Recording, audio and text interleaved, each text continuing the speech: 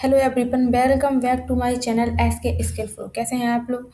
तो चलिए आज मैं बिना देरी करते हुए वीडियो की शुरुआत करती हूँ कि आज हम लोग लिस्ट टॉपिक के बारे में पढ़ने पड़ेंगे। लिस्ट टैग वगैरह कैसे यूज होता है। तो यूजुअली में देखा जाए तो HTML में लिस्ट थ्री टाइप्स की होती हैं: अनऑर्डर लिस्ट, ऑर्डर लिस्ट और डेफिनेशन लिस्ट। तो ये तीनों मेरी लिस्ट हो चुकी हैं। लिस्ट मेरी क्या है, ये HTML की लिस्ट हैं। तो अब देखिए हम इसका ये कोड बना लेते हैं। इसको मैं थोड़ा जूम कर देती हूँ ताकि आप लोगों को साफ साफ नज़र आए। तो देखिए मैं यहाँ पे सबसे पहले मैं टाइटल लिखने वाली हूँ, क्योंकि टाइटल लिखूँगी तभी तो ऊपर से आप लोगों को दिखाई देगा कि दूर से कि लिस्ट चल रही है। तो चलिए मैं यहाँ पे लिस्ट लिखूँगी, उसके बाद हम आएंगे मतलब एक एक करके सारी लिस्ट्स के बारे में हम जानकारी लेंगे। तो हम सबसे पहले अनऑर्डर लिस्ट के बारे में जानकारी लेंगे। तो सबसे पहले अनऑर्डर लिस्ट में ये होता है कि बुलेट पॉइंट्स जो होते हैं वो अनऑर्डर लिस्ट का पार्ट होता है। क्यों होते हैं देखिए। तो मैं यहाँ पे बॉडी के अंदर जो कंटेंट होता है मैं उसमें लिखने वाली हूँ यूएल। मैं यहाँ पे यूएल लिखूँगी। यूएल मतलब होता है अनऑर्डर लिस्ट। आप लोगों को एक चीज़ समझनी पड़ेगी, कोड जो होता है वो ऐसे ही चलता है शॉर्ट फॉर्म में। यूएल का मतलब होता है अनऑर्डर लिस्ट। आप लोग बेसिकली ये माइंड में रखेंगे तो आपको याद रहेगा। और ये जो होते हैं बुलेट पॉइंट्स के अकॉर्डिंग होते हैं। जिसमें इसमें जो भी आता है वो बुलेट पॉइंट को सेटिस्फाई करके आता है, और उन बुलेट पॉइंट्स को हम कस्टमाइज भी कर सकते हैं। CSS के थ्रू भी किया जाता है और बिना CSS के थ्रू भी किया जाता है। बेसिकली जो डेवलपर्स होते हैं वो CSS के थ्रू भी बताते हैं, क्योंकि हमको दोनों सीखना है। हमें दोनों सीखना है, एक चीज़ को सीख के नहीं रह सकती, इसलिए हमको दोनों सीखना है। तो इसलिए हम CSS पढ़ेंगे तब ये भी हम कस्टमाइज़ करेंगे। तो चलिए हम अभी मैं लिखूँगी यूएल। यूएल लिखते ही हम इसको क्लिक करेंगे। देखिए ये यूएल हो चुका है। अब इसके अंदर हमको लिखना है LI। LI मतलब होता है लिस्ट। लिस्ट जो कि यहाँ पे आ गई है। अब मैं यहाँ पे लिस्ट बनाऊंगी, आप देखते जाइए कि लिस्ट बनती कैसे है। लिस्ट और ब्राउजर में शो कहती है, मैं वो सारी आपको चीज़ दिखाऊंगी। लाइव करके देखने वाले हैं हम लोग। तो यहाँ पे लिखूंगी मैं कोई भी रैंडम नाम, मैं अपना नाम लिख दिया SK।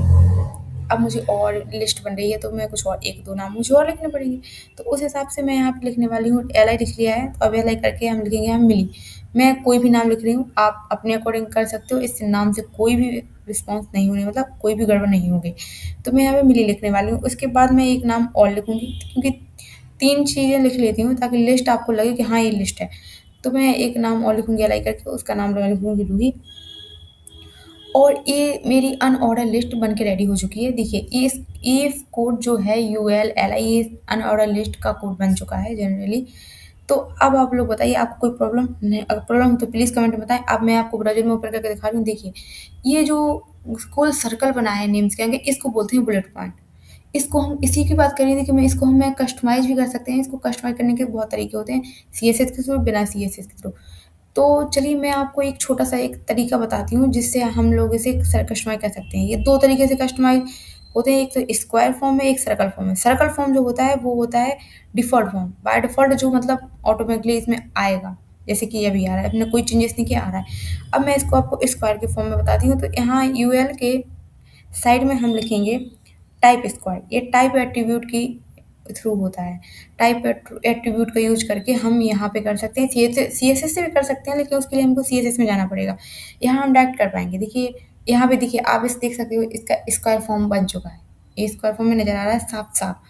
तो ये रही हमारी अनऑर्डर लिस्ट जो कि कम्प्लीटली रेडी हो चुकी है। अब बिना देरी करती हुए मैं आपको ऑर्डर लिस्ट बताने वाली हूँ, क्योंकि ऑर्डर लिस्ट, इसको समझने के बाद ऑर्डर लिस्ट जल्दी समझ आएगी। तो इसको मैं कॉपी करने वाली हूँ, alt plus shift plus down arrow key से मैं इसको नीचे लिखूँगी, ताकि मुझे ज़्यादा जल्दी जल्दी ये कोड ना लिखना पड़े। अब मैं आप थोड़ी सी चेंजेस करके मैं ऑर्डर लिस्ट बनाऊँगी इसी से। मैं यहाँ OL लिखूँगी। OL का मतलब होता है order list. OL means order list होता है। मैंने ऊपर OL लिस्ट कर OL लिख दिया है। अब नीचे मैं OL करूँगी तो ये मेरी बन के रेडी हो जाएगी ऑर्डर लिस्ट। आप देख सकते हैं मैंने नेम चेंजेस नहीं किया, कुछ भी चेंजेस नहीं किया है। देखिए इसमें जो फॉर्म होता है वो नंबरिंग के थ्रू आते हैं। देखिए इसमें नंबरिंग आते हैं 1 2 3। इसमें कैपिटल ABC आ सकते हैं या फिर स्मॉल ABC आ सकते हैं। ये अल्फ़ाबेटिकल नंबर्स जो होता है वो अल्फ़ाबेटिकल नंबर, तो ये 1 2 3 अपने ऑटोमेटिक आते हैं। इससे हम और भी तरीके होते हैं जो रोमन में भी आ सकते हैं। तो ये हमारी 2 लिस्ट बन के रेडी हो चुकी हैं। ऑर्डर और अनऑर्डर लिस्ट हमने कंप्लीट की है। अब थर्ड लिस्ट जो है वो है डिस्क्रिप्शन लिस्ट या डेफिनेशन लिस्ट, जो कि बहुत कम यूज होती है।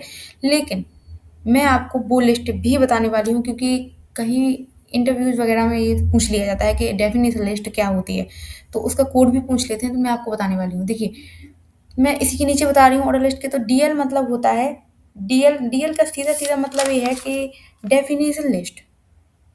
मैं आपको कोड जनरेट करके दिखाती हूँ, फिर मैं आपको एक-एक करके चीज़ सारी समझाऊँगी। डीटी का मतलब होता है डेफिनेशन टर्म। मैं अभी आपको फुल फॉर्म बताते जा रही हूँ। अब इसमें मुझे लिखना है जिस चीज़ का नाम, जैसे कोई भी है, तो मैंने जैसे एचटीएमएल का नेम लिखा है, तो अब ये जो है डेफिनेशन टर्म हो गया है, जिस चीज़ मतलब किसी चीज़ का नाम। तो अब डीडी का मतलब होगा डेफिनेशन डिस्क्रिप्शन, मतलब उस चीज़ को एक्सप्लेनेशन के थ्रू या उसकी चीज़ की मीनिंग क्या होती है। तो एचटीएमएल का मतलब क्या होता है? एचटीएमएल का फुल फॉर्म होता है हाइपरटेक्स्ट मार्कअप लैंग्वेज। तो अब यहाँ पे मैं लिखूँगी हाइपरटेक्स्ट मार्कअप लैंग्वेज, ये एचटीएमएल का फुल फॉर्म होता है।